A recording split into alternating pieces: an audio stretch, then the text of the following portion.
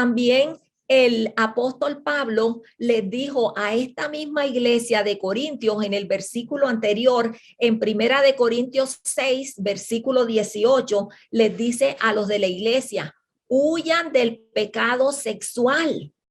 Ningún otro pecado afecta tanto el cuerpo como este, porque la inmoralidad sexual es un pecado contra el propio cuerpo. Eso fue lo que les dijo el apóstol Pablo aquí a la iglesia. Les dijo que frente al pecado sexual, la solución es huir de él. No te quedes allí, no te quedes reprendiendo, simplemente huye del pecado, huye de la tentación. Y dice además, porque es la inmoralidad sexual es un pecado que afecta el cuerpo de la persona que lo está cometiendo. Si alguien le está haciendo daño a alguien, es esa misma persona, porque este pecado afecta el mismo cuerpo.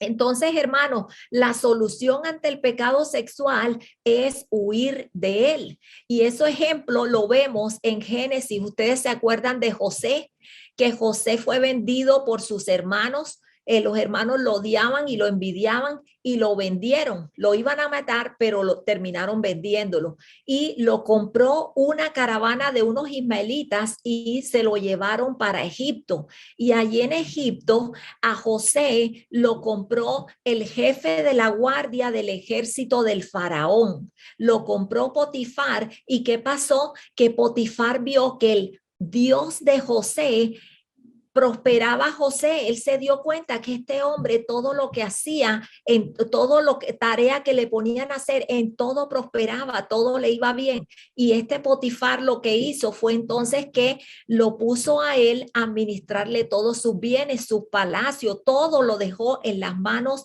de José. ¿Por qué? Porque él veía que el Dios de José era el que lo prosperaba.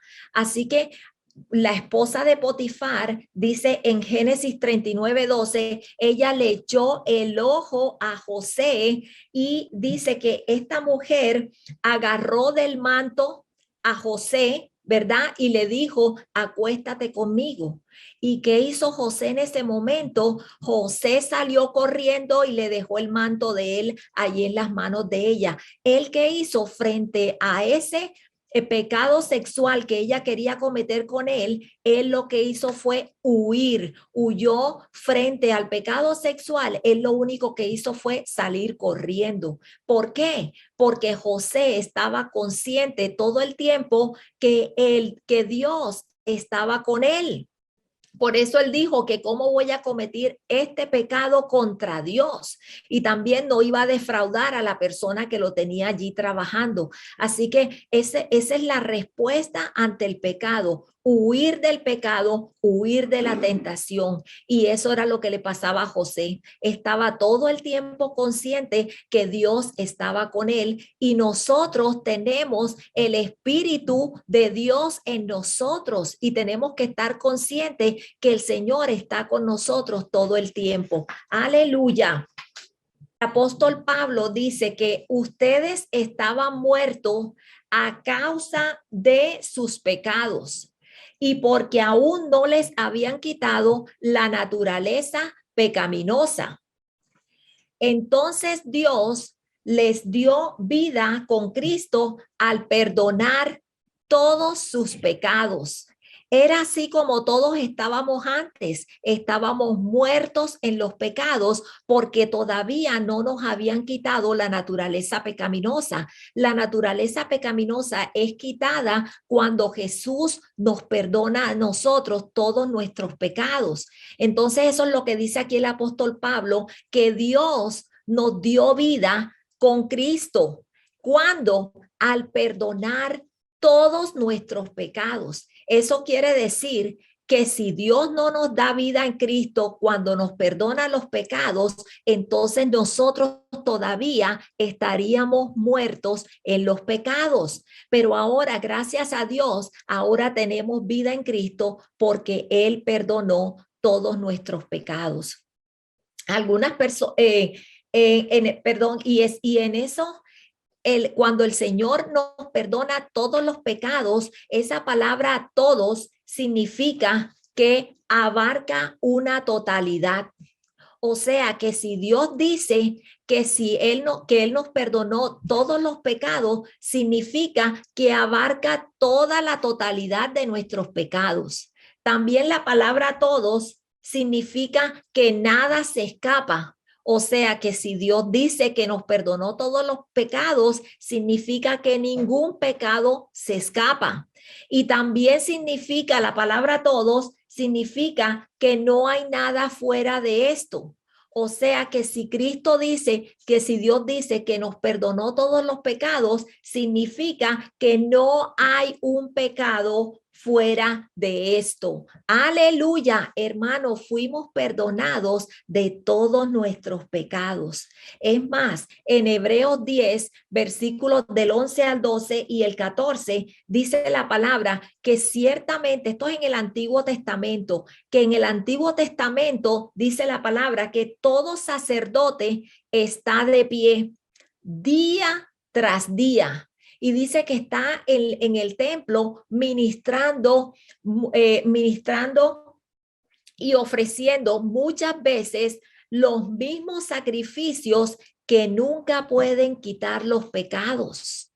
Ese era el problema en el antiguo pacto, que hacían muchos sacrificios, la gente llevaba los sacrificios cada vez que pecaban, por eso el sacerdote nunca se sentaba, porque el trabajo era día tras día, y el problema era que los pecados nunca eran quitados, eran solamente cubiertos, como quien pone una basura en un tanque y le pone una tapa. Así era que quedaban los pecados en el antiguo pacto. Pero ahora, con Cristo, dice en el versículo 12, Cristo, habiendo ofrecido un solo sacrificio por los pecados para siempre, se sentó a la diestra de Dios. ¿Se dan cuenta el trabajo de Jesucristo que Él hizo en la cruz, derramando su sangre para perdonarnos los pecados? Él lo terminó. Él perdonó todos nuestros pecados y fue solo por una ofrenda que Jesucristo hizo, llevando Él mismo su cuerpo al madero, y Él ahora, por eso, como terminó la obra, se sentó a la diestra de Dios Padre. Aleluya. Así que dice en el versículo 14 que por una ofrenda Él ha hecho perfectos para siempre a los que son santificados. Fue solo el ofrecimiento de Jesús como una ofrenda agradable a Dios en la cruz, y nos hizo a nosotros perfectos, a los que hemos sido santificados. Somos perfectos a los ojos de Dios. ¿Por qué? Porque Dios nos ve a nosotros en su Hijo Jesucristo. Aleluya. Hermanos, el mismo Jesús está de acuerdo y él piensa que la persona que sabe que ya fue perdonada de todos sus pecados, esto hace que la persona ame mucho. Mientras que la persona que cree que Dios nada más le perdonó los pecados hasta cuando lo conoció, pero de ahí tiene que seguir rogándole para que le perdone todos los días todas las cosas que hace, esa persona cree que ha sido perdonado poco y por eso ama poco. Eso lo vemos en Lucas 7, versículo del 36 al 47. Dice nuestro Señor Jesús, comienza a contar aquí esta historia y dice que uno de los fariseos, uno que se llama Simón, lo invitó a la casa a una cena. Y cuando Jesús estaba en la casa de Simón, llegó una mujer de la ciudad que dicen que era una pecadora. Y esta mujer llevó un frasco de alabastro lleno de perfume. Y cuando ella vio a Jesús, ella se tiró a los pies de Jesús y con sus lágrimas comenzó a bañarle los pies y a secarlos con sus cabellos. Y también ella empezó a besarle los pies a Jesús y a ungirle los pies con el perfume.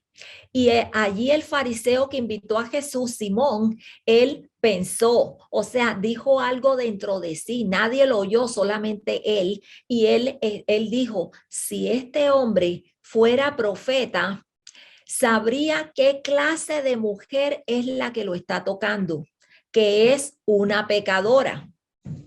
Entonces, Jesús, que ustedes saben, Él es Dios y Él conoce todos nuestros pensamientos, sabe que estamos pensando.